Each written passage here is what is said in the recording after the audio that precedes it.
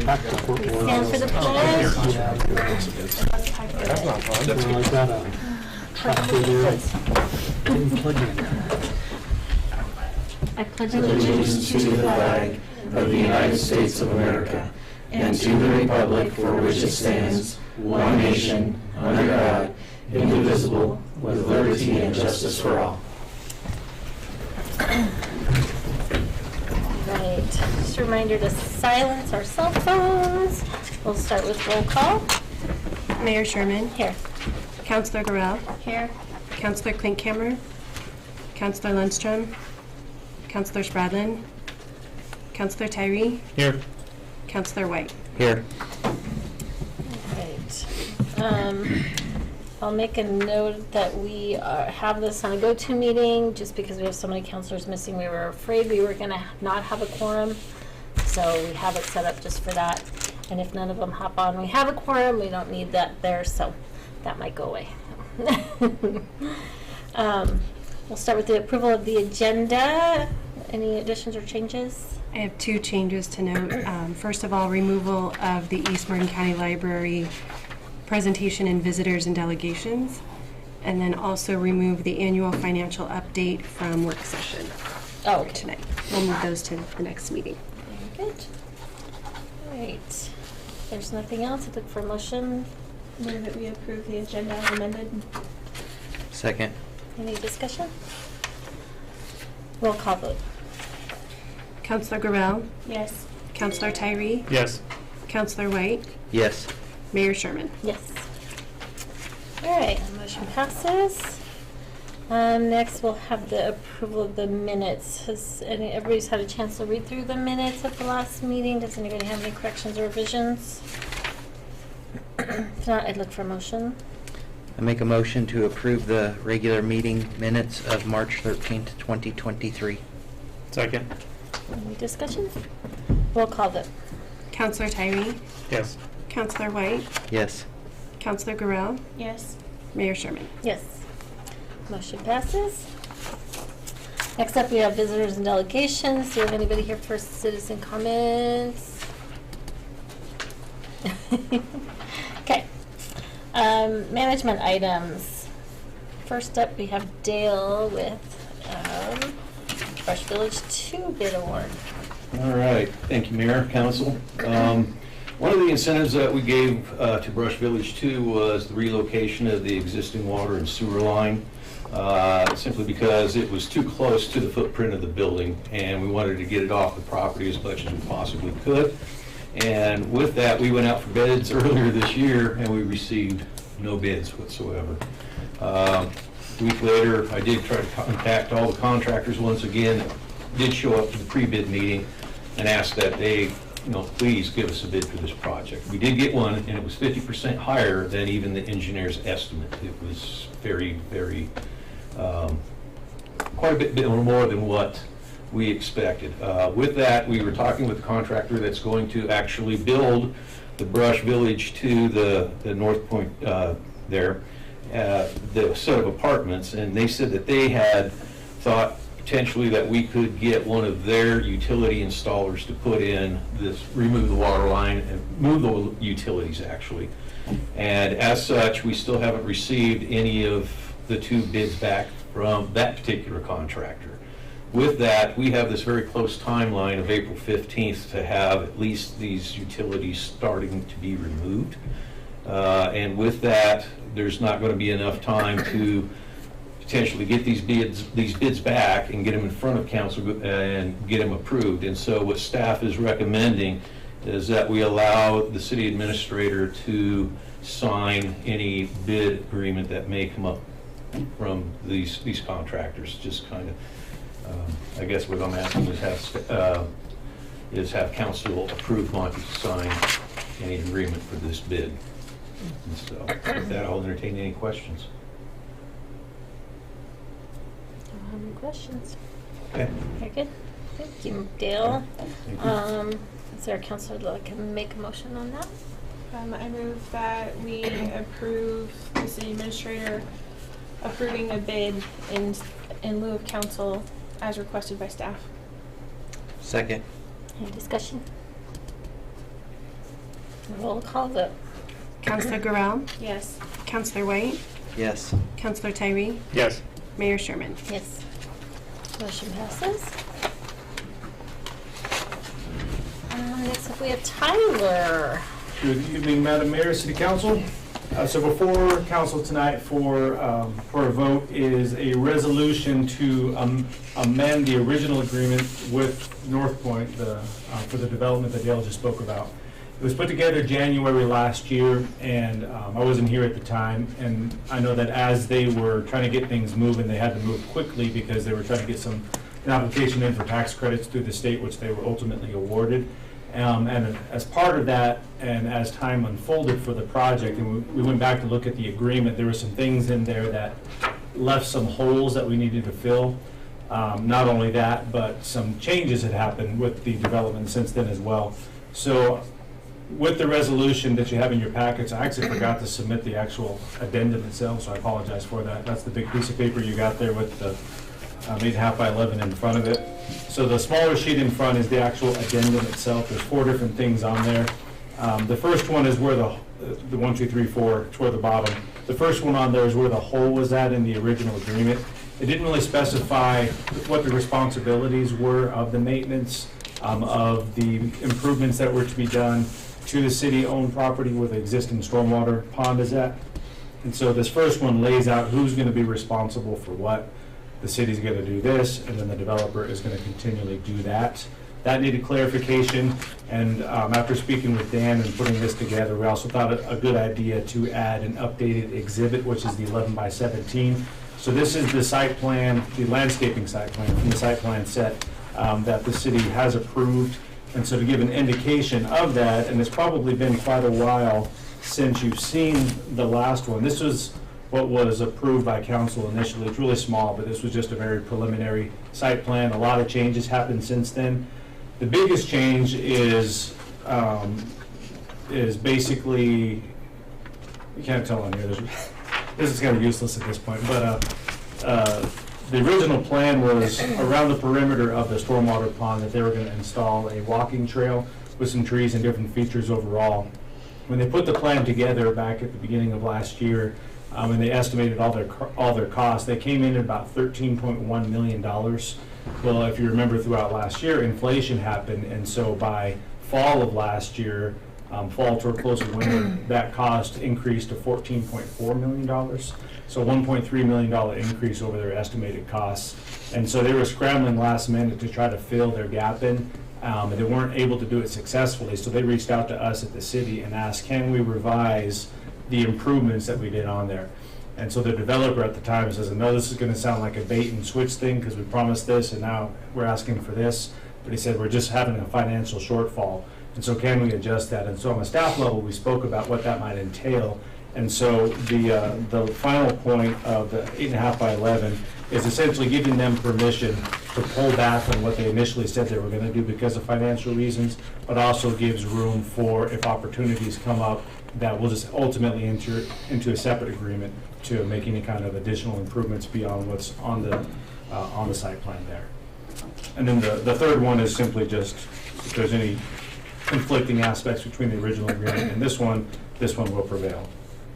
Oh, and number 2, I didn't go over that one. That essentially, before in the original agreement, it said at the end of the 2 years, the city would basically take on all responsibility because the access easement on our property would end, so this just continues that in perpetuity. So that they can continue to go on our property and do their portion of the maintenance requirements. So Tyler, they're scaling back on the walking path around the pond, but they still have some recreational type space to the Correct. west of their building, right? Yeah, in the northeast or northwest portion, where all these circles right here. So here's a walking trail that kind of goes out up here to the other walking trail that we have around the larger pond that we went to the agreement with Lowe's, I think, is it what happened? Or that whole development. Ditch Company. Ditch Company. And so it ties into that pond, and then this whole area here, they're going to keep all of their amenities that they have for all of their residents in those. Kind of hard to see with all this on here, but in this whole area here. So barbecue grills, outdoor gardening, hangout space, all that kind of thing is going to remain on the site itself. Did you say that this one was approved? Yeah. On a local level, we approved the site plan.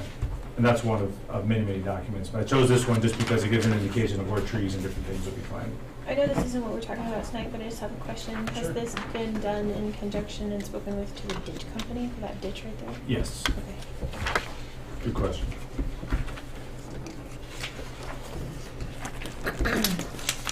Very good. Do they have any questions for Tyler? I would look for a motion for this resolution. I move that we approve resolution number 2023-6, a resolution approving an addendum to agreement for construction of improvements in lieu of land dedication for North Point project. Second. Any discussion? Roll call vote. Counselor Gorell, Yes. Counselor White, Yes. Counselor Tyree, Yes. Mayor Sherman. Yes, that motion passes. Next, we have Dale. Do you have something else?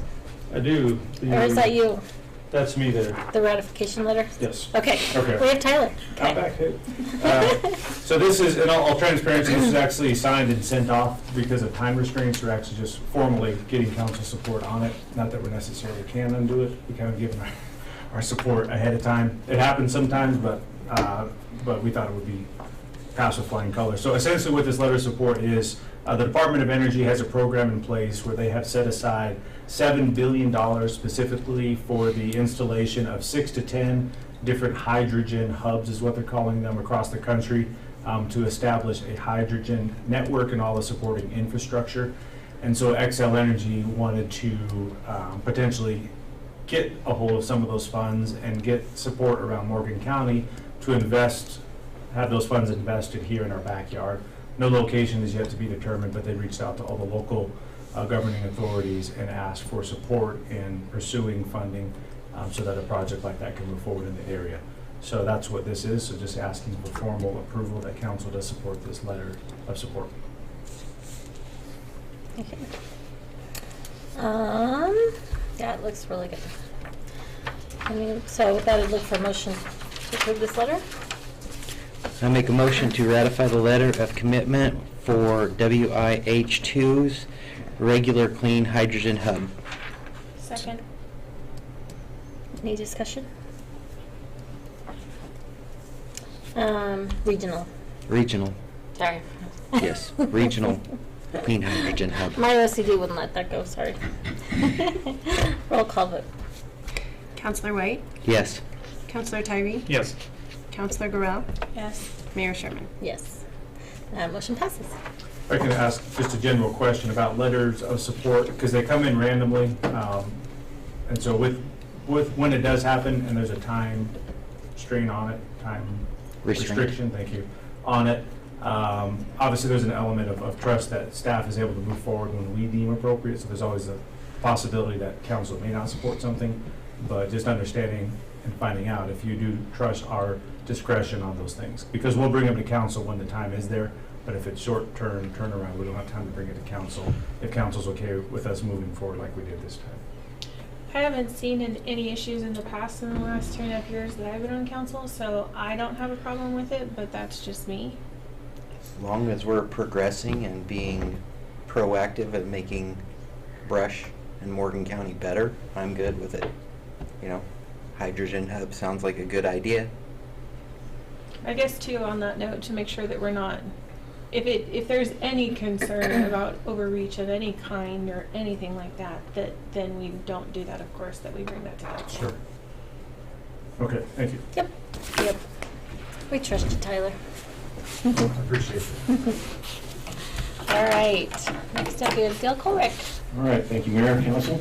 The next item in your packet would be a Colorado PFAS cost recovery program. As we all know, lately the PFOAs and PFASs are perfluorochemicals that have been determined to be carcinogen. And with that, the EPA has now set some standards out for having PFAS or the perfluorals in drinking water. And there will be soon to enforce. I say soon in EPA terms means probably in a couple of years. One of the things that we look at is the limit that the EPA has set, which is 0.004 part per trillion. That's a very, very minuscule number, but that is going to be the health standard. Last year, we did do a sampling in conjunction with CDPHE, the Colorado Department of Public Health and Environment, and we did have PFAS in our drinking water at a level of 0.7 part per trillion instead of 0.004. So it's the difference between 700 and 4. That's that level. With that, National Rural Water Association, in addition to Colorado Rural Water Association, of which we're members of, has partnered with Napoli and I can't say that last name, Shkolnik, and they are attorneys at law, and they are looking for a class action cost recovery against the manufacturers of PFAS. And with this, with that, keep in mind, this is not a punitive action, it is a cost recovery action. Should they be successful in negotiating or suing the manufacturers of the perfluorals, then approximately 65% of whatever that settlement is will go back to the communities that are going to be required to treat for PFAS, or the perfluorals, and we will be one. And so with that, these attorneys have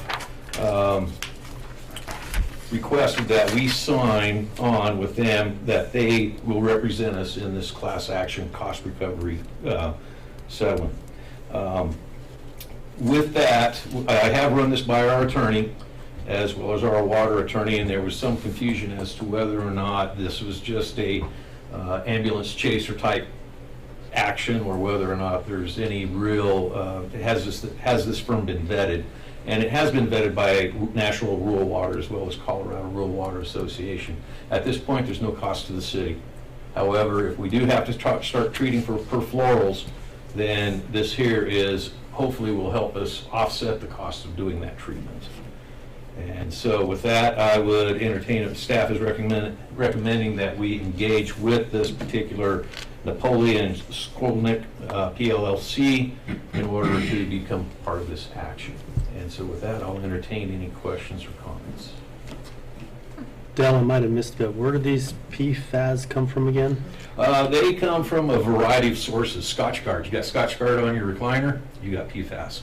You got it on your carpet, you got PFAS. You get it on a paper plate, it's got PFAS. If that's shiny, a lot of fast food restaurants have PFAS in it. And I know that our particular department hasn't used a PFAS type AFFF, which is aqueous firefighting foam. However, they come from firefighting foams as well. In fact, this is how this all got started. It was right around the town of Fountain when, and it came from the base down there where they were using firefighting foam, and it got into the water supply. And so that's actually the very beginning, the genesis of this PFAS and the perfluorals is down from Do you, Fountain. for our water system, do you have any idea or suspicions of how it's in ours? Not a clue. And is it a one-time test you have it and you're on their list, or is it you have to test it? There's now every year? setting up their schedule for testing, correct. Okay. And not only just in our drinking water, we have to also test in our wastewater, what's coming into the plant, what's leaving the plant, going to the river, and what's in our solids that we apply to our fields. And so when we look at these cost recoveries, it's not just with our drinking water, it's whatever else that we're going to be regulated on. So there might even be some wastewater ramifications with these regulations coming out. So is the EPA going to be doing this testing regardless of whether we sign on to the class action? anyway?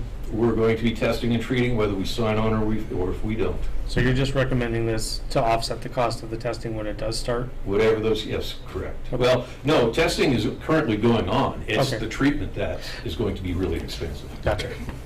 So, and how it gets into our drinking water, anybody's guess. They find it in like hay.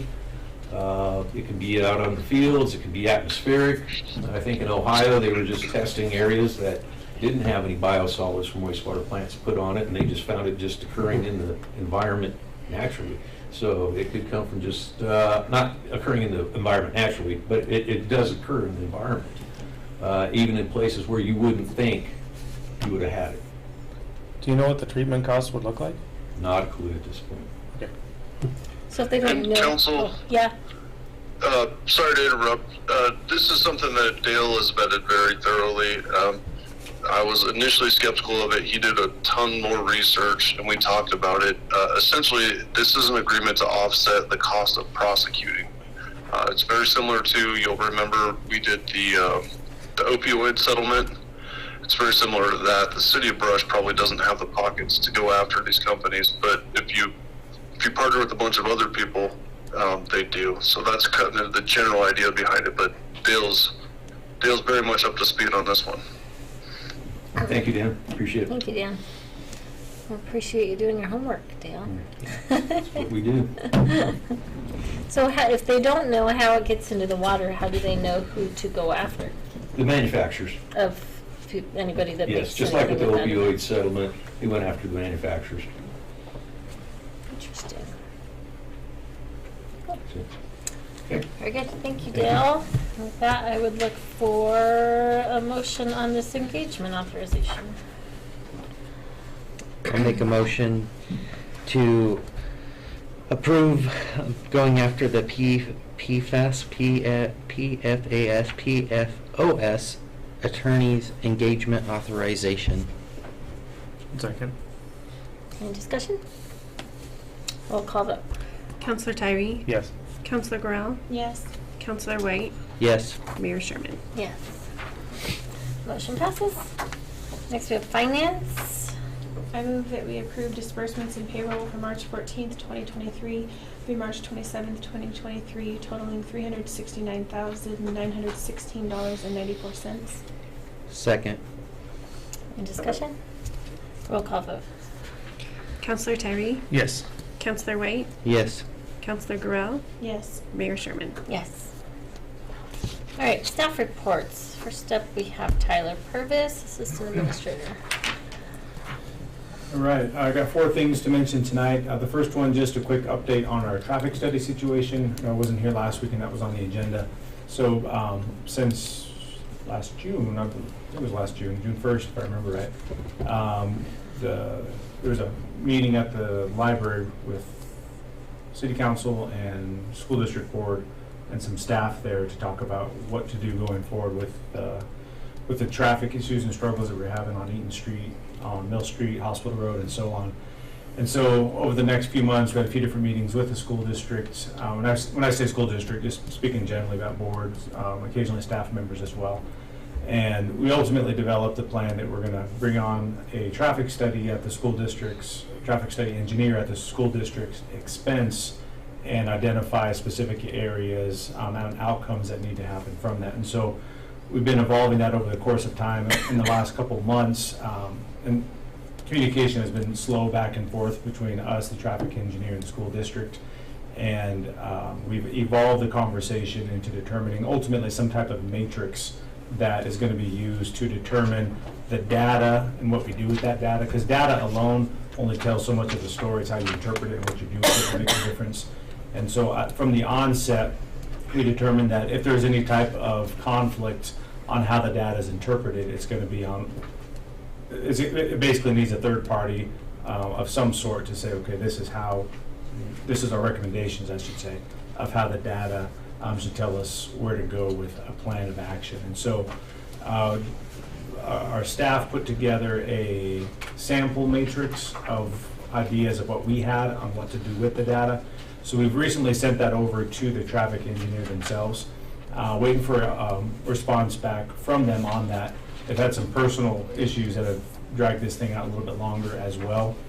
So I communicated with them yesterday that one of the goals is to have all the data collected on a day when essentially it's a normal day. We don't have a lot of people out of school and that kind of thing.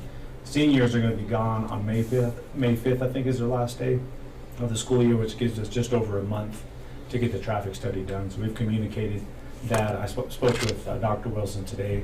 He's at our office for a stakeholders meeting.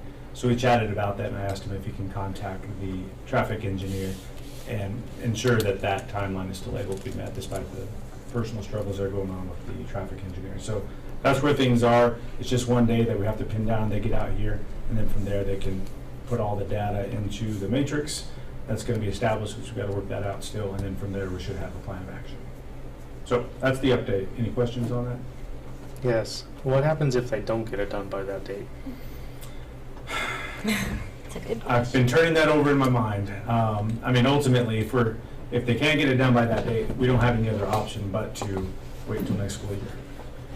Okay. Which causes issues because there's an easement concern.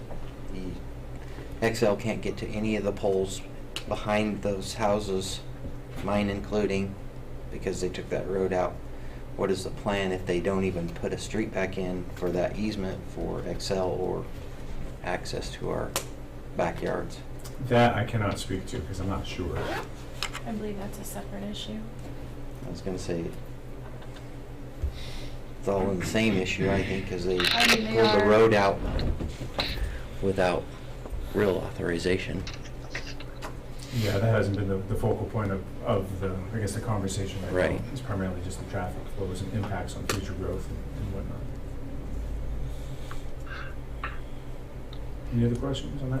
I was going to add, if it doesn't occur by then I think Tyler come back to the council as a group and discuss with the city attorney what are the options at this point. Yep, that's fair as well. Any other questions on that? Okay. A couple other updates.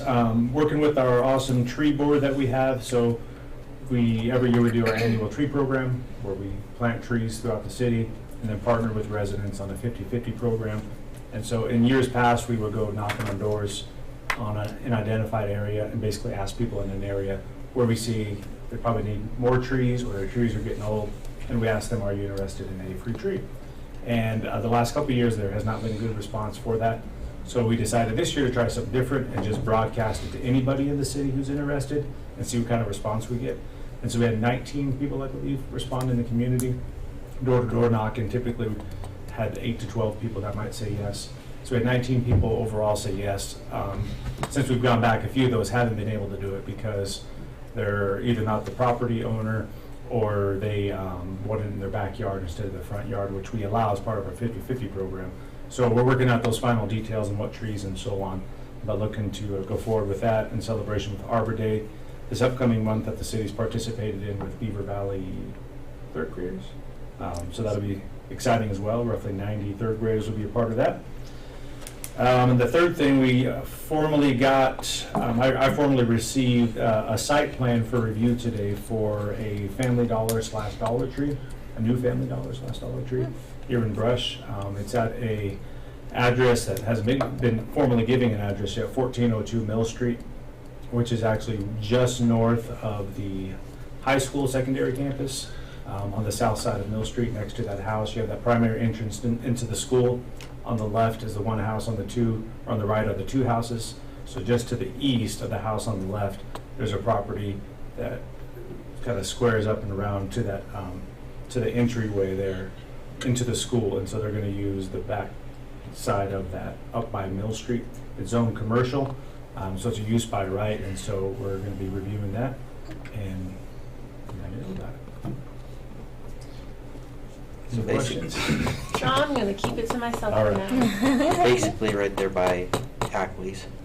Yeah, basically. Now a little bit further to the west because you have the one old trailer that's there. So Right. Yeah, to the other side of that one, and then directly south of where the new 45-unit apartment complex is going in.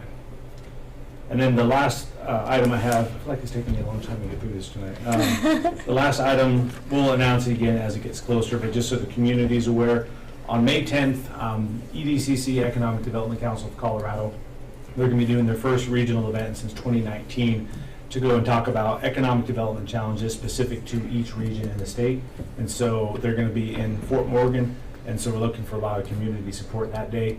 Great opportunity to connect with people and hear folks who are in the midst of specific areas, industry challenges, workforce challenges, housing challenges, those being water challenges, those being talked about on a regional level, and hopefully to inspire conversation, creative ideas for people to address some of those things going on. So those are my report. I have a question. Yeah. Not related to the dollar store. Sure. Do we have an update on the development to the west of the hospital? The 62 acres, Westwood. Mm. The most recent on that one, they submitted their final plat for review. There were still a lot of things that were lacking from our last comments. And so Chad Cox, our engineer, responded to what he could, and we put it back to the developer.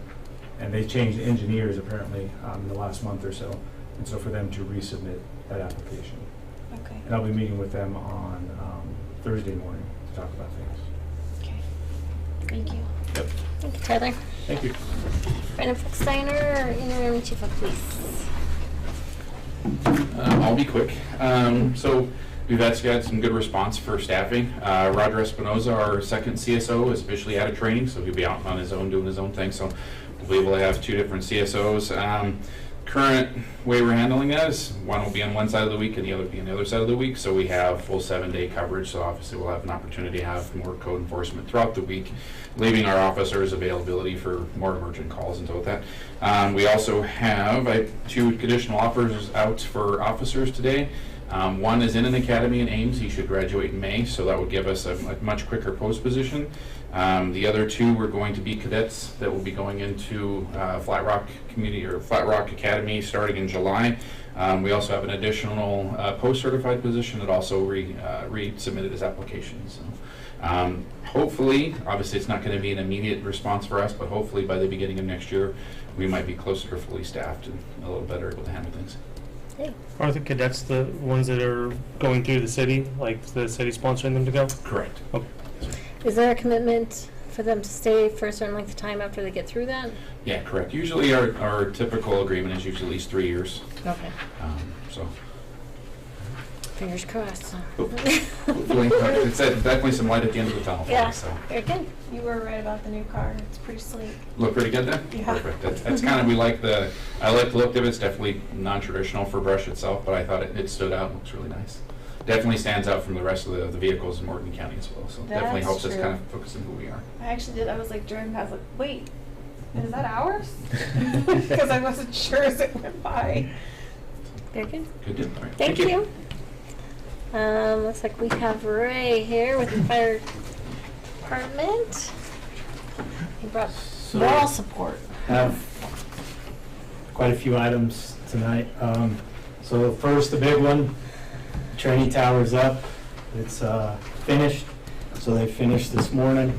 So we will have a 1-day training from their guy that they use that'll come out for 12 guys to go over the burn rooms that are in there with the temperature probes and everything to assure we don't exceed the temperature allotment of the burn rooms.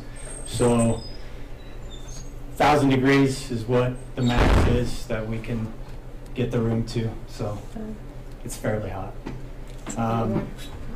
So our plan is to have a open house before we light fires in it and get it full of soot and stinky so that the community can come out and see what their taxpayers paid for us to be able to provide the service to them. So it's pretty sharp. So if we could have put a tollway in and around our station in the last 4 days, we probably could have paid for that building. So the feedback on our Facebook page has been positive for it, so we're super excited that it's finally here. It's only taken us since 1907 to have one that we can train in, so that's pretty excited. Second, the memorial is in. It's at the station, so we will start now. Well, not today, we couldn't have, but in the very near future we will get the system in place to get the memorial in so that it's heated and ready to go, and we'll get the memorial in. The bricks that were purchased, those are in as well, so we'll get those laid in, and then we will have 2 separate ceremonies for that. Once it's completed, the first one we'll do with Marty's family, so that they'll be the first ones to see that. And then the second one we'll open it up to the community to come and look at. How long do you anticipate that taking to finish? So our plan is to have it done this summer. So everything's there, it's just a matter of getting the heating system in and then getting it laid down. So that's on there. The kitchen is completely done, so anytime council wants to come down and see the kitchen, It's amazing. let us know. It turned out very nice. It looks So- like something out of HGTV, like seriously. So I know it took longer than Monty would have liked, but in the end, we saved a tremendous amount of money by doing it in-house with our guys versus a contractor coming in and doing it all. So that's finally done. Training center, so we still have a little bit of concrete to pour around the stairs. So, I mean, it's usable now, so, but we'll just get the concrete poured around the pillars for the stairs to sit on and get them mounted. And then that's good to go there. When are you hoping to have your open house? We'll talk about it next month sometime. So, Hopefully soon, so you can start burning it. yes. Because if it was up to Ted, we already would have lit a fire in. No, we want to do it before we get it all dirty on the inside so people can walk through and see exactly what's there and what can be done in it. The next one is probably the big one. So in October, we talked about the aerial and the age of it and issues we were having, and we got a cost to refurb it. So we were $575,000, $600,000, somewhere in that range to refurb it. You refurb it, you have a little bit of warranty.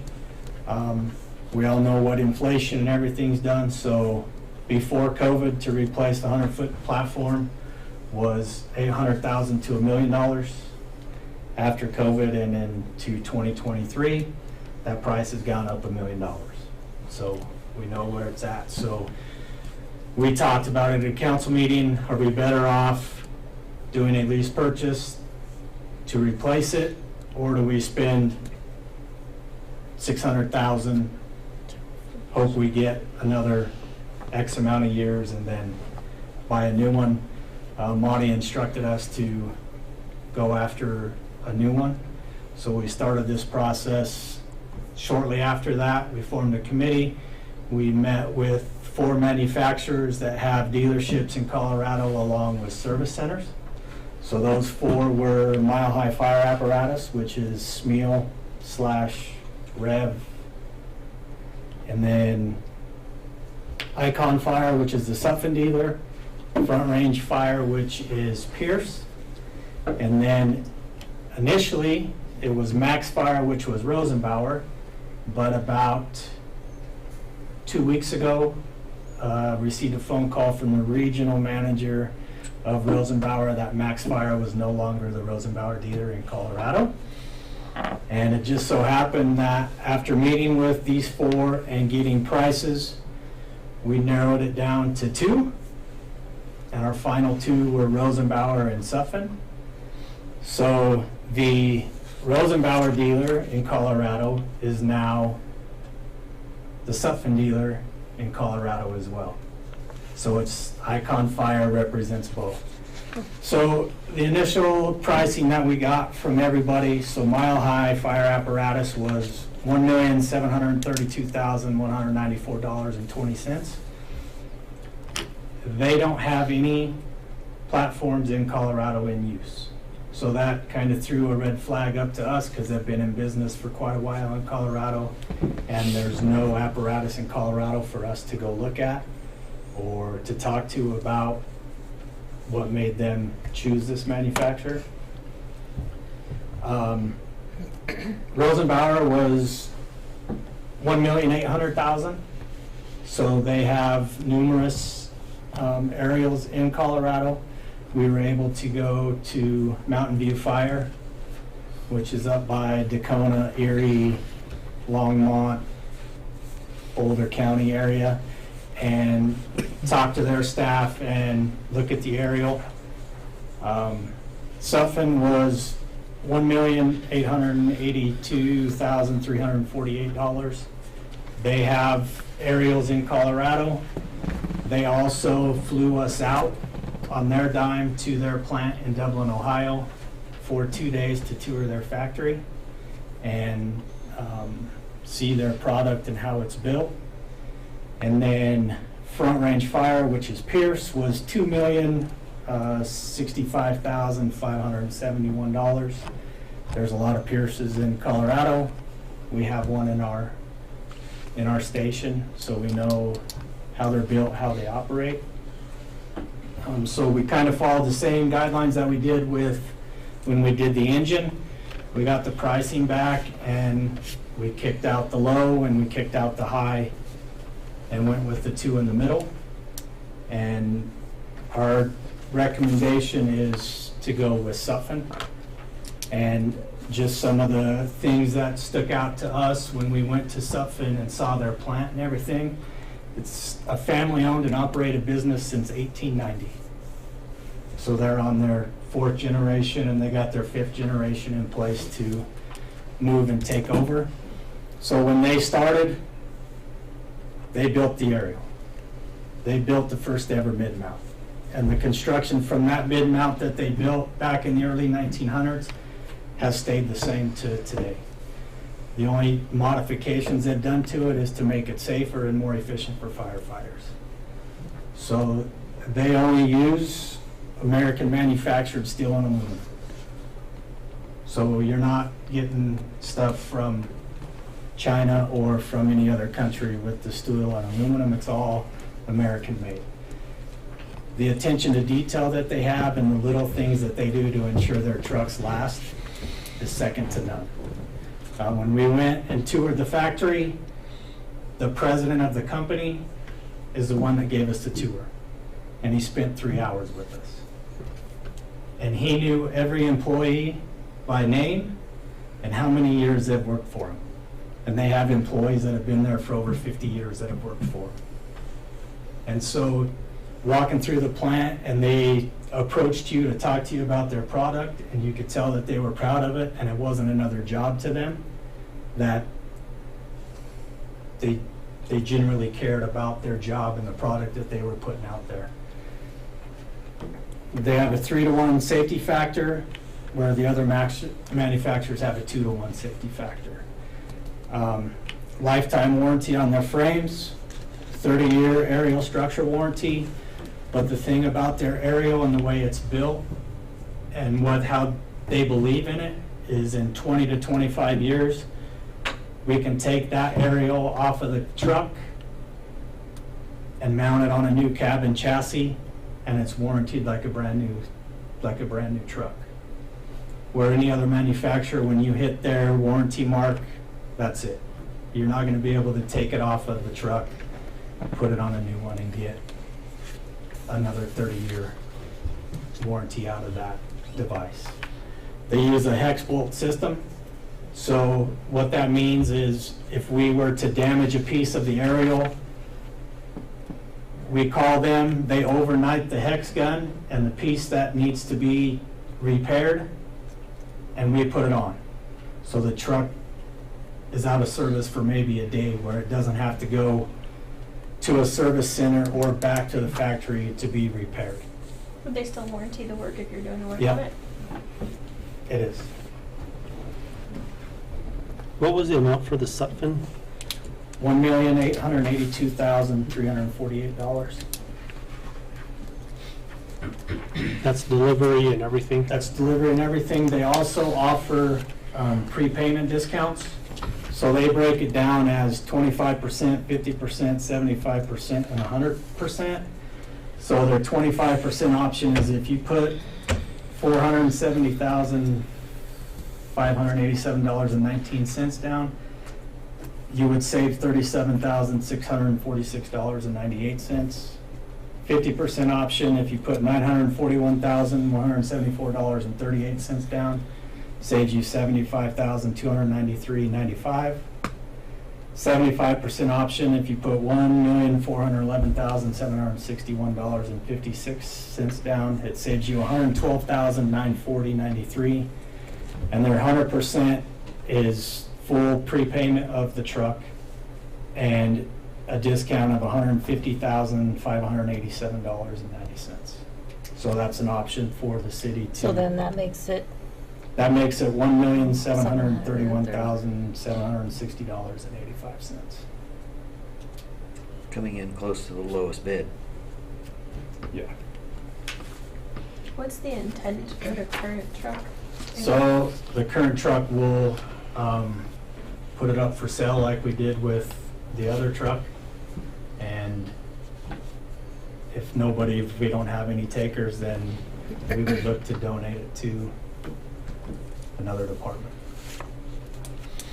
I just wouldn't have the means to be able to do it otherwise. I do have some drawings of what the truck would look like if you guys would like to see them, so you have an idea of. I'm curious, you said that the aerial can be taken off and put onto a different truck in the future once the warranty expires. So instead of looking at another, whatever 1.8 million is in future terms, instead of looking at that same expense, we would be looking at only the cost of the truck in the future, is that correct? You would only be looking at the cost of the cab and chassis. And what's the equivalent of that in this 1.8?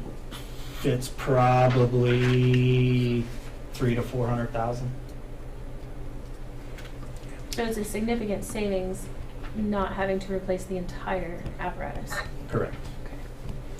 are there grants that we can look at to help with this kind of thing? So the only grant that would even apply is an AFG grant, and those are so competitive that the chances, it used to be that grant was intended for volunteer combination departments, and then when 9/11 happened, then they kind of opened it up to all the bigger metropolitan departments. So any of those vehicle requests that come in from the big metropolitan cities, that's where it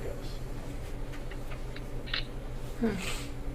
Council, I'm sorry to interrupt. I can't see the room, but if Joanne's there, we had spoke, or we had discussed some creative financing that might allow us to qualify for one of those higher, I think we said up to $150,000 if you pay the whole thing off. So if she is there, there's a couple options that we had discussed previously. She is not here tonight. Okay. And one of the things, and I might butcher this, but it's just something to think about, is if we essentially do a lease purchase from our own funds, we might have substantial enough money in certain funds that we could do a lease purchase that we could pay for the whole thing up front and be qualified for that $150,000 discount. I ran that by bond counsel. They seem to think it would probably work. It's just a consideration I wanted to make you aware of. Okay. And Very good. so then one of the other options is, we spoke to Monty and Joanne about going through Sourcewell, which is a company that was established to assist government entities in purchasing equipment at a discounted rate. So going through Sourcewell, they already meet all the bid specifications and everything that normally would go on. They already meet those requirements. So we would just go through Sutphen and take their contract through Sourcewell, and it's done, which is what this is. And that also entails a 15% discount, which is factored into that price.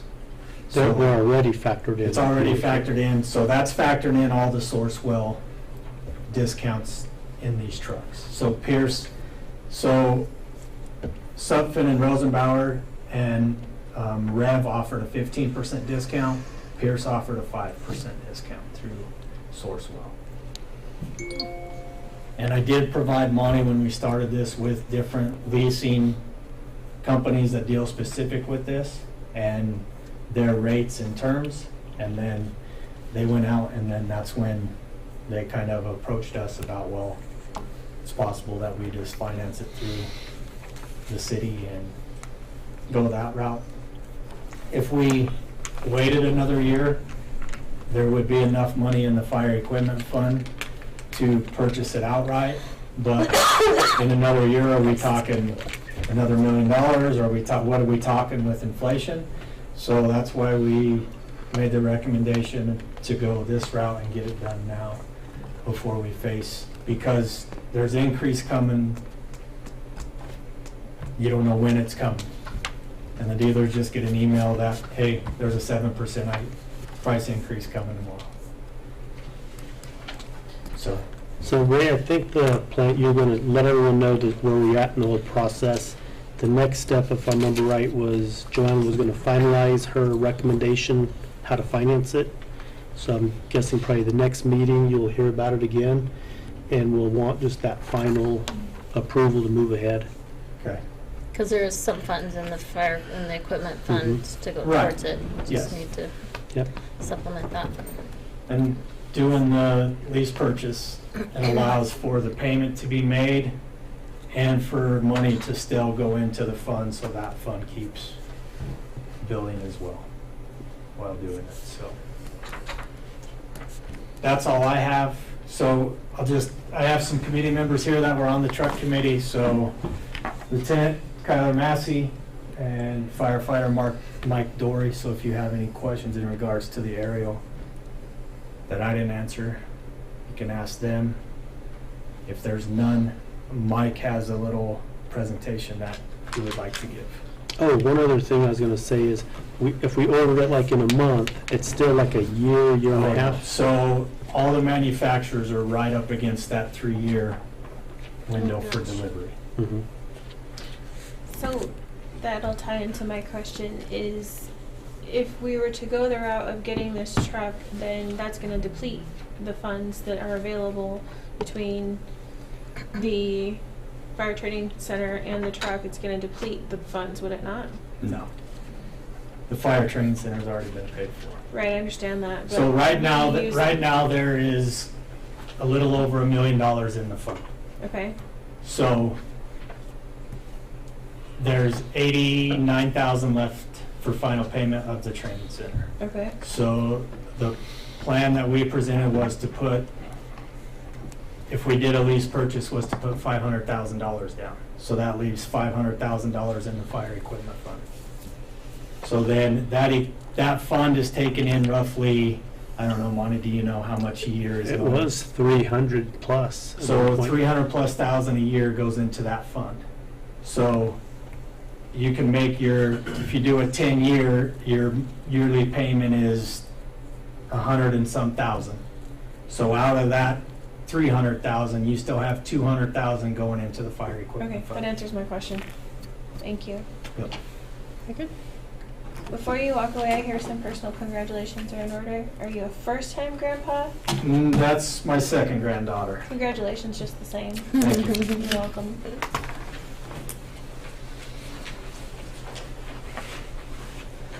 So as he said, my name is Mike Dory. I've been with Brush Fire for 18 years. I'm a paid firefighter paramedic with West Metro Fire Rescue in Lakewood. So yes, I live here, and yes, I drive all the way to Lakewood to go to work. What I'm here to talk about tonight is something that's very important to us as a department that we've decided to come up with, and I've been working on this research for this project for a long time. When a person is subjected to smoke inhalation, there are many chemicals involved, but there are two specifically that we worry about and that we can actually do something about. One is carbon monoxide. When a person gets subjected to carbon monoxide, what does that do to that person? Well, if you have a blood cell, pretend my fist is a blood cell, the oxygen, we've all learned this in Biology 101, right? The oxygen binds that blood cell, goes out through the body, and it's dispersed. Well, carbon monoxide crowds the oxygen off, and it binds and then goes around the blood, right? Well, how do we treat that on scene? If we have somebody who has carbon monoxide, well, we go with high flow oxygen. We as a department do have the ability to do that. We have oxygen tanks, we can give high flow oxygen. The other one that's really, as part of, we call the toxic twins, is hydrogen cyanide. Now what does hydrogen cyanide do? Blood cell. It allows the oxygen to bind to the red blood cell. But what it does is it doesn't let the oxygen come off the blood cell. So you could have, everybody know what a pulse ox is, right? The one right here.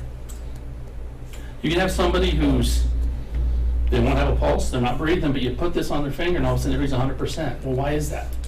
Because their oxygen blood content is completely saturated, but it's not perfusing the tissues, the brain, and stuff like that. So how do we take care of that? Well, 2 ways. I'm going to give you the hospital's way of doing it. A hospital has 2 medications that they can administer. One's called sodium thiosulfate and sodium nitrate. Those 2 medications have a problem. You don't give them to somebody if you aren't for 100% sure they have cyanide poisoning. Because if you do, you just killed that person. So if you have somebody who might have cyanide poisoning, they get to the hospital, they're not going to give it to them unless they do blood tests to make sure there's cyanide in the system. There's another thing we can do. And it has got a chemical name about this long, and I can't pronounce it. So I'm going to tell you what it's called, a cyano kit. Okay? My department in Lakewood has this. Most metro area departments do. Now, what's the big difference? Cyano kit, we can actually have on scene. If we have somebody here in town who goes down, we pull them out of a fire. By the time we get them to the hospital, if they got hydrogen cyanide, they're done. 4 to 6 minutes, they're done. On scene, the cyano kit is the antidote for the hydrogen cyanide. Okay? Now, I said earlier, those other 2 drugs we give to somebody, they don't have them, may kill them. We pull somebody out, they're down, we think, oh, smoke inhalation, let's go ahead and give it to them. We administer this cyano kit. They don't have hydrogen cyanide, guess what we just did to them? We turned their skin orange. That is the only side effect. I've been talking exclusively with Travis Freeman, the director of Morgan County Ambulance Service, and we came up with a plan, and that's what I'm here for today. We as a department have decided we are going to purchase 1 dose of the cyano kit. It's $1,200. Now, unlike most medications I have in my ambulance when I go to work have an expiration date of a few months, maybe 2 years. The cyano kit has an expiration date of 7 years. So we've decided we're going to purchase it. And what I'm here to do is give you something Travis Freeman has come up with.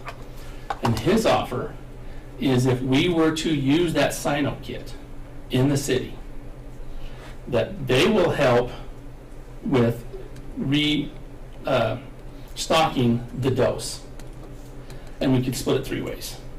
Fire department, the city, and the ambulance service. I'm absolutely just surprised that Travis actually came up with this offer because it really doesn't benefit them. And what we would do with this dose is it will actually stay with us in a locked Pelican case on our first in fire truck, so it's always there. We have somebody come down, we pull it out, we administer it, and we are good to go. Is it a pill or a shot? It's a glass vial. It's got a powder in it, Mhm. and you have to put saline. That's why it lasts so long, because the powder doesn't, go bad. So you then put saline in it, you mix it up, and you hang it, and you go through IV. So it's intravascular. I think it's right. Okay, intravenous. Thank you, whoever said that. Not even a paramedic, and I get my words twisted up. So what I have here for your consideration is an agreement that Travis put together. This agreement only does, there's 2 points. Let me give you the quick version of it. It talks about splitting the restock cost by 3 ways. But it also has, if anybody doesn't want to be a part of this, all you gotta do is say so and give a 10-day notice. So I'm not asking for anything more right now. I just want to bring this to your attention. I'll give this to you guys if you want, and you can consider it. And the sooner we get this, and let me just share through real quick where this comes from. I don't have the permission to say the patient's name because of confidentiality, HIPAA, but there was an individual who went down with smoke inhalation. It wasn't because of a fire, it was actually because of a controlled burn. And we did CPR on this person. And the ambulance service walked in. I was first on scene. The ambulance service walked in. I said, "Do you guys have a cyno kit?" And they go, "No." I was like, "No, no." We were able to get pulses back, but unfortunately the patient was brain dead, and the patient was a single parent who left a 7-year-old girl behind. And I truly believe that had we had a cyno kit, that individual would be alive today. And then the second time, actually within just the last few months, Wiggins had a similar situation. I listened over the radio. They had a smoke inhalation victim that they tried to revive and were unsuccessful. And I truly believe, and I've talked to Travis, and we were both in agreement, if we had cyno kit, that person could possibly be alive as well. All right, thank you. Any other questions? I have a couple questions. Yes, go ahead. So my first question was going to be, I do believe that a citizen had been lost to this, which is Yes. kind of what sparked this. That's exactly what sparked. Yeah. The second question is, why do the ambulances not have these? Mainly because of, and I talked to Travis, and he goes, it's a budgetary thing. It's $1,200 a dose. And the way the ambulance service works here is when they have an ambulance in service, and they have to transfer over to another ambulance, they want every single ambulance stocked the exact same way. So 7 times $1,200, and that's not feasible, because if they just have one dose and they go to on those, oh darn, we left it on that other bus. Okay, so that's why Travis came up with the offer that we keep it on our engine, because it's gonna be, if there's gonna be somebody there, it's gonna be because of a fire, well, guess what, we're already there. And I'm just not giving it to you guys, I'm going to the rural board, I'm actually going to every Hill Rose, Fort Morgan, and Wiggins and tell them about this same thing. And I'm hoping that everybody gets on board. I think the big question I have is, legally, are you guys allowed to do it legally? We are not, but we have an ambulance person on every scene, and that's why I got Travis and they will administer it. Oh, okay, they're So we going pull to up our truck, hand it to them, and I'm actually going to train them on how to do it and how to use it. Here's the difference, but I can't operate legally as a paramedic here, because I don't have a physician assistant. I'm not part of the ambulance service. So I could do it, but I can't because of legally I can't operate as a paramedic here.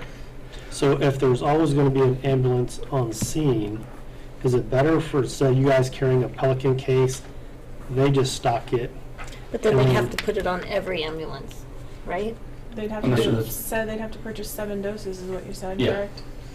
correct? And we actually had a call not too long ago where I ran with them, and they had switched over to another ambulance, and there was something they left on the other ambulance. I mean, so that's already happened. So for this reason, this was Travis's idea, and I love it. The fact that we carry it on our truck, and then if we need it, or I should say they need it, we'll show them where it's at. We'll grab it for them, hand it to them, and like I say, I'm actually going to be training them on how to use it. Is the truck we're going to take out, there's always a first truck, that's the one it's going to be? It'll be 921. 921? Yes. So that goes to everything, right? Yes. Why just one? Cost. At work, we only have one, and we have used it on a couple of occasions. We just not had it needed any more than beyond that, mainly because of the cost. Is there like a scenario that's concerning? Is there concern enough that you could potentially have 2 victims in the same scene that would need it? You possibly could, and we've talked about that. I just don't know if we necessarily have the funds right now with us that we could get to. The other thing that Travis offered to do is he actually offered to purchase one that we could actually drop that cost across the entire county. That makes, so if we need 4 doses, then that's one thing he talked about. If we need a second dose, we can call Fort Morgan, we call Heroes, hey, bring us your sign-up kit. So that is an option as well. I mean, anymore, it seems like a lot of the fires we go on, we call each other in for mutual aid. Mm-hmm. And that's something that's, we can have a second dose in that way. So here's another question just to help me understand this. If someone goes down with this type of poisoning on a scene, do you have time to get them to a hospital for them to be treated there? That's what I'm saying.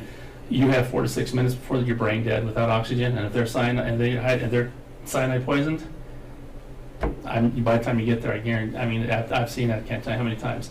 I have not witnessed this personally, but I do know there are stories in the metro area where they had somebody down and they're flatline, they're in asystole, they're not breathing. They administer the cyno kit and they get to the hospital and the person's sitting up talking. I do know that has happened. Anything else? Did you give us the copy of that agreement? I do not, it's right here. Yeah. You want it? Yep. You want to give it to anybody want it? Thank you, Mike, for bringing this to us. I know that that call was probably very difficult for all of you, so I appreciate you bringing it to us and showing something that we probably didn't think about. You betcha. All right, thank you. Thank you, Mike. Thank you. Anybody else? No? You want to be quiet, Tyler, or you don't want to share? That's weird. Yeah, it is weird. Next, we have Dale Colrick, Director of Public Works. Thank you. Well, it's not a Wednesday, but it sure snowed like it was one. So, some of the things that are kind of active in my world is potholes. We've experienced a lot of road damage throughout this winter, and so right now we're just still temporarily band-aiding our potholes as best we can. And some of the things that are preventing us from moving forward right now at the moment is that the company that supplies the binder for asphalt isn't planning on releasing it until about April 15th is my understanding.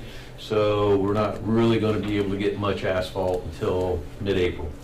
And that's when we'll get out there and we'll start cutting out some of these bad patches that have occurred throughout the winter and get those replaced and get them repaired. This kind of puts us back in a lot of different areas, but we can't be putting good money over bad, so we need to get out there and start working on these potholes that's occurred. In other news, US 34, we have the canal lining project, the emergency repair project. All the sheet piling is finished put in, it's done. At this point now they're going to be filling in some of the voids back behind the sheet piling, and then from there put in some curb and gutter, get that going right away. Because just like the city, they can't get asphalt until mid-April.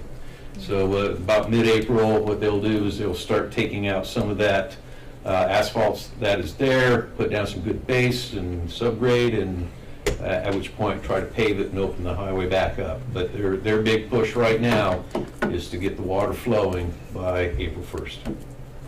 So I'm sure the farmers will be happy to hear that. a lot of people in this community would be really happy to have both the highway and their water back. Yeah, I mean, well, when they closed, was it Road R for a bridge repair? At the same time, they had the highway closed, and we had issues up on the interstate with like the weather. Like, it was not good. It was, as Anthony Anderson, the project manager for CDOT, said, this was, all the years that he's worked, this is probably what he would call the perfect storm. I would agree with that. You know, definitely problems there, but other than that, May 1st through the 5th, we're planning our spring cleanup, and we hope to get some information out soon. I know you're probably getting asked quite a bit. I know the ladies in the front office have a lot of inquiries on those as well. And with that, I'm going to entertain any questions, comments? I know you were busy at our last council meeting, but we had the scouts in here and they were asking about potholes. I have to say Monty did a good job of filling in for you and explaining it. So I love all the updates because he had all the information and we were able to give the kids answers, but it was great. I'm kind of sad that you missed it because you would have loved their questions. Understood. Yeah, I was actually doing a virtual of the planning and zoning, which we'll at the county, which I'll talk about later at work session. Yeah. And so with that, any other questions, comments? Thank you, Dale. Thank you, Dale. Okay, thank you. Miranda Becker, City Clerk. Just one thing to bring up is that we have a newly formed safety committee that's addressing safety concerns here at City Hall, also to include council chambers. So we're going to be coming to council within the next meeting or two, sometime soon anyway, with some training and some more information on that. That's all I had. Very good. Thank you. Dan Krebs, City Attorney. Thanks, Mayor and Council. I don't really have anything specific for you. If any of you have questions or want to talk to me, feel free to grab my number from Monty or LaBranda or anyone at Town Hall. Thank you, Dan. Monty Torres. Okay, a few items this evening. The first one is just let you know that Lance Schwint, our Recreation Director, is at the school board meeting tonight, and he's talking about tennis courts. And he's going to find out if there's interest in the school district contributing to this project. And he'll present to them. They come back to city council and let us know any information that comes back from the district. Next item is, we did have a really good, a small group today, but a really good economic development stakeholders group meeting today.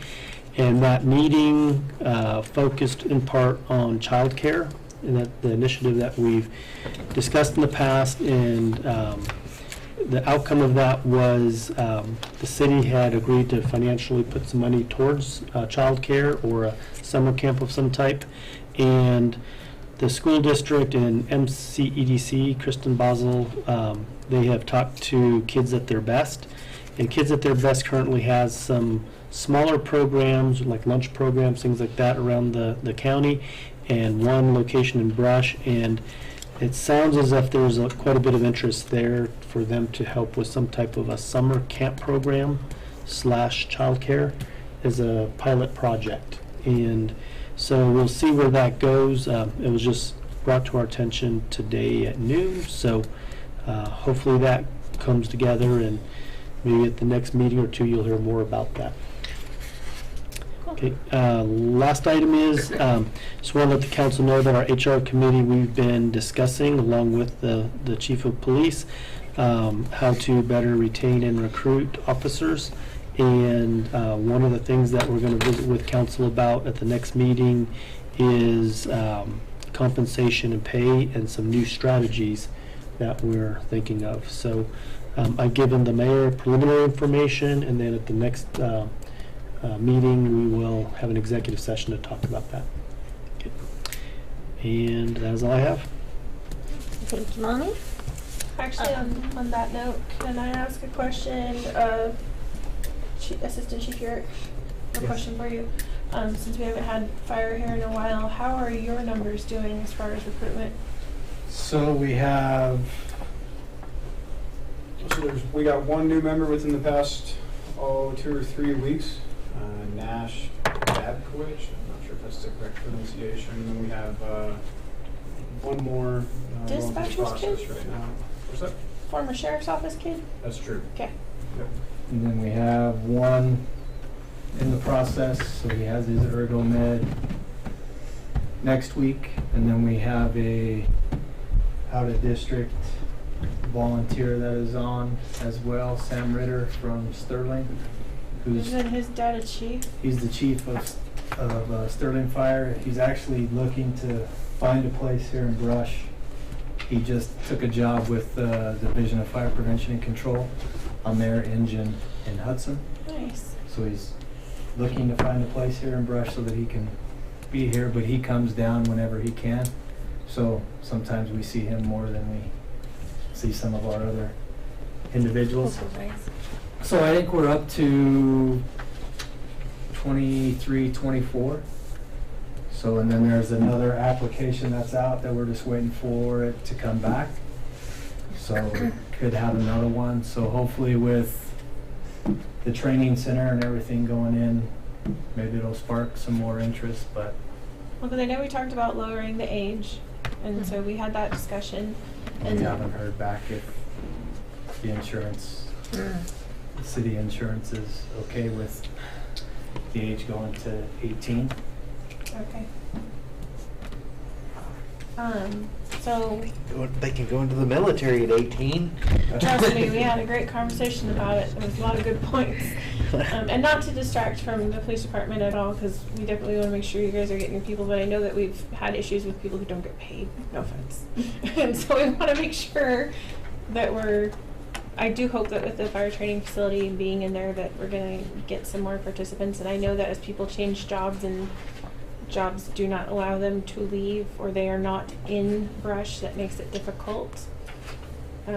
But are we doing okay as far as response? Yeah. Okay.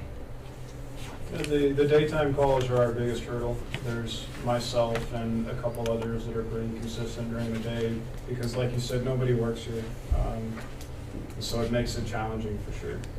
And that's but that falls on the few of us that are available. You know, we don't really have an opportunity to prioritize other things like at our business during the day. So we make it work.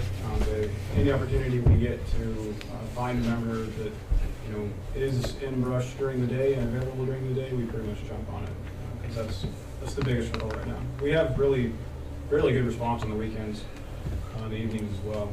It's the daytime calls that are really killing a few of us. And then I have one more question. This will be part of my counselor's report. How often are you in? How do I phrase this? Let me try to put this the right way. Don't sugarcoat it, just put it out there. She wasn't sugarcoat anything. I try to be PC though. Oh, there we go. They know me. They know. And this will kind of help a little bit in understanding certain things. How often have we been without paramedics in the city of Brush recently? And I know you guys know this because you guys are the ones that get called out when they're not here. So this weekend, they paged us twice for a fire driver because the ambulance came from Fort Morgan by themselves with one individual. The second one was, it wasn't their fault. They dropped 3 calls pretty much simultaneously. So the brush was on one, Morgan was on one. So the supervisor came by himself to the other call. So that was one of them that they paid for a fire driver. The other one, they were short. So let me just look at the, There have been instances, though, recently of the ambulance service not being staffed, correct? That you guys have had to call out for? There has been times that they have shut down the brush station because of, they didn't have personnel. And so, like, they don't do that, though, during the day, right? When you guys are struggling to be able to respond during the weekday? It depends on what they have for staffing levels. I mean, during the weekday, I would hope that they have staffing here and have available, because if you guys can't respond and they can't respond. But the majority of inter-facility transfers are also going on during regular business hours. So that's the biggest tax on their personnel is inter-facility transfers. So this month, they have not closed the brush station. So they kind of got back to fully staffed. Good. So tomorrow they have no transfer availability, so it's possible that we get called for to drive the ambulance. But other than that, they have, other than tomorrow, it looks like they're fully staffed. So aside from my concern for the citizens and making sure that they have medical attention when they need it, do you, as a fire department, feel like you are being overburdened by this, or do you feel that you are managing it well enough for now? We're managing. It's frustrating because, again, they're being paid. So when they pay just to be a fire driver, that means one of the guys that has a job in town that basically has his own business or works for the city has to leave his job to go drive the ambulance. And so he's losing out on whatever is not being accomplished at work. So that's the frustrating part on our end, is you're asking somebody to leave their job to cover your to assist the ambulance service when you're paying individuals for that. That's where our frustration comes from. So there for a while it was getting bad. But since the commissioners finally gave a raise, it's kind of leveled off. But if they don't keep moving those individuals to where they should be, competitive wage-wise, it's always going to be an issue. It's just I mean, the police department goes through it. We're a stepping stone to the Front Range. It is what it is. For some people, some like to stick around. Well, I'm not saying that, but, I mean, Yeah, no, that That's- answers my question. Thank it's you very much. what it is. Yeah. So I appreciate you coming Yep. up and giving those answers. So that just goes into that discussion that we had Thanks, previously Ray. had. Mhm. And I want to make sure that we stay on top of that with the commissioners.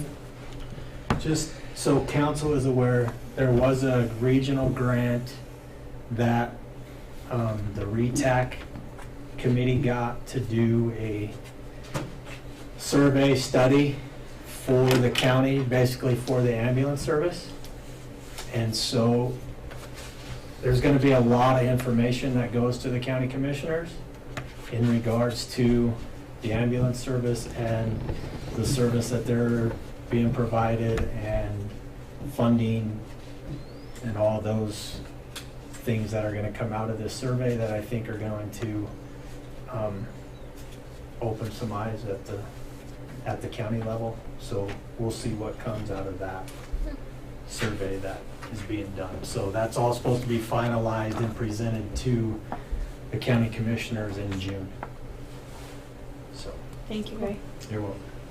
To be clear, what I am upset about, I'm not upset with the ambulance service themselves. What I am upset about, though, is the potentiality of any one of our citizens not getting the attention and care in a timely fashion that they need. And that is of great concern. Because as Mr. Dory just pointed out, minutes matter. Mhm. So I just want to make sure we stay on top of that and stay aware of it. That's all I have. Thank you. Thank you. Any other council reports? Oh, there's nobody there. You never do, I don't have anything either. Nope. Okay, so now we will move into executive session. So I would look for a motion to move into executive session.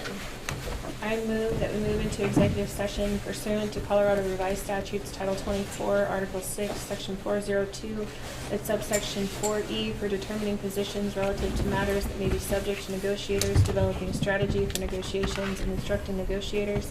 The matter to be discussed is negotiating purchase of water shares. Second.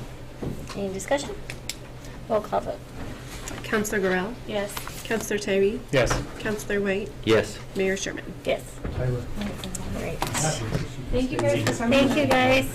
See you guys.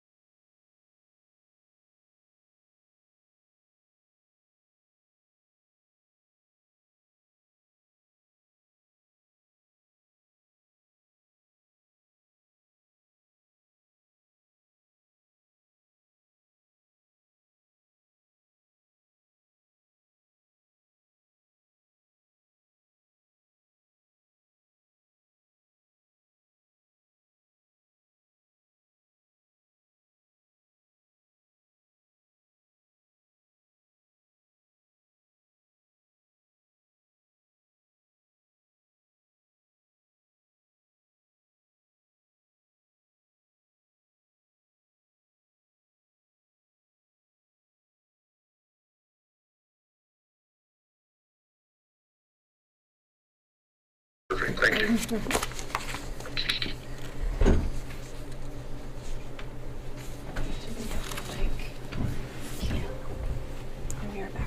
Okay, so we're back in regular session, so you can make your announcement, Dan. Thank you, Mayor.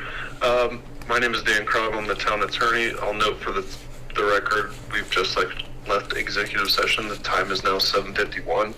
I was present throughout the discussions. The scope of the discussion was within the scope of the statute, and as a city attorney, the attorney-client privilege attaches. Thank you, Mayor. Thank you. And then I would look for a motion coming out of executive session. I move for staff to move forward as directed and to negotiate and execute as discussed in executive session. Second. Any discussion? Roll call vote. Counselor Tyree? Yes. Counselor White? Yes. Counselor Guerrero? Yes. Mayor Sherman? Yes. Motion passes. And so I would look for a motion to adjourn. I move that we adjourn. Second. Any more discussion? No. All in favor say aye. Aye. Okay. We have one item on our work session. I need to get the video off. Okay. I love the little power button. It's so convenient.